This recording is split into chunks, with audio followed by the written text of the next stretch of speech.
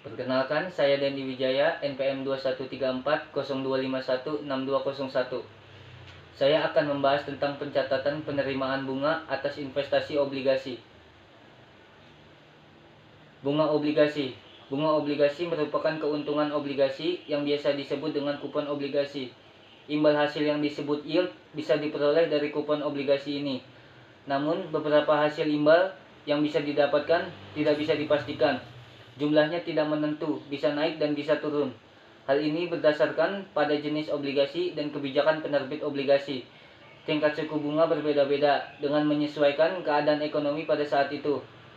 Oleh karena itu, dengan ini kita bisa memeriksa karena sebagai bentuk promosi pada publik, penerbit obligasi akan mengumumkan besaran kupon sebelum masa penawaran dimulai. Meski hasil yang diperoleh tidak bisa dipastikan, kupon obligasi umumnya lebih besar dibandingkan dengan bunga simpanan deposito. Mencatat bunga atau kupon obligasi. Obligasi berjangka adalah obligasi yang pokok utangnya dibayarkan sekaligus pada saat jatuh tempo.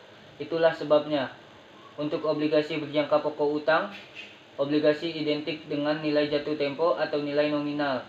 Bunga obligasi berjumlah tetap dihitung berdasarkan suku bunga yang ditetapkan dikalikan dengan jatuh tempo. Bunga atau kupon obligasi dicatat pada saat diterima. Diakui sebagai pendapatan bunga kas di sisi debit, pendapatan bunga di sisi kredit. Tingkat kupon obligasi biasanya dinyatakan per tahun atau per annum. Jika bunga dibayarkan beberapa kali dalam 1 tahun, pendapatan bunga dihitung dengan mengalihkan tingkat kupon itu dengan bagian tahun yang dicakup sebelum dikalikan dengan nilai jatuh tempo. Jenis bunga obligasi. Ada beberapa bunga obligasi yang perlu diketahui agar tidak salah memiliki obligasi yang sesuai dengan tujuan. Harga obligasi, durasi jatuh tempo, hingga perhitungan bunga ini menjadi sesuatu yang perlu dipertimbangkan ketika menentukan obligasi sebagai lahan investasi. Berikut ini jenis-jenis dari bunga obligasi. Pertama, bunga obligasi tetap. Kupon obligasi yang menggunakan bunga tetap. Bunga ini besaran persentasinya akan terus sama sampai jatuh tempo. Perhitungan bunga jenis ini termasuk mudah karena tidak ada yang berubah.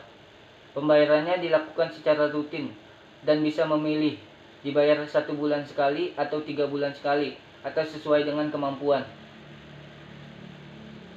Kedua, bunga obligasi mengambang. Kupon obligasi yang menggunakan bunga mengambang atau bunga floating. Jenis bunga ini dan bunga tetap merupakan bunga obligasi yang umum ada di Indonesia. Untuk bunga mengambang ini, ciri khasnya adalah persentase bunga bisa berubah sesuai dengan keadaan pasar. Besaran bunga mengambang ini bisa naik dan bisa turun. Ketiga, kupon bonds. Jenis ini biasanya dibayarkan dengan teratur untuk periode tertentu. Ada yang memberikan pembayaran kupon dalam jangka waktu bulan atau 3 bulan. Kupon bonds sedikit mirip dengan bunga tetap. Beda besarannya kupon atau bunga obligasi ini selalu diumumkan di awal pengumuman penerbitannya.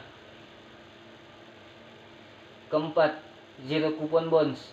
Ada juga obligasi yang tidak memiliki bunga. Keuntungan obligasi tanpa kupon ini dihasilkan dari selisih antara harga jual dan nilai obligasi yang berlaku pada masa pembelian dan bisa meraih keuntungan berupa capital gain dan harga jual yang biasanya lebih tinggi. Di sini membutuhkan kejelian dan ketelatenan untuk memantau harga. Sekian pembahasan dari saya, kurang lebih mohon maaf. Terima kasih.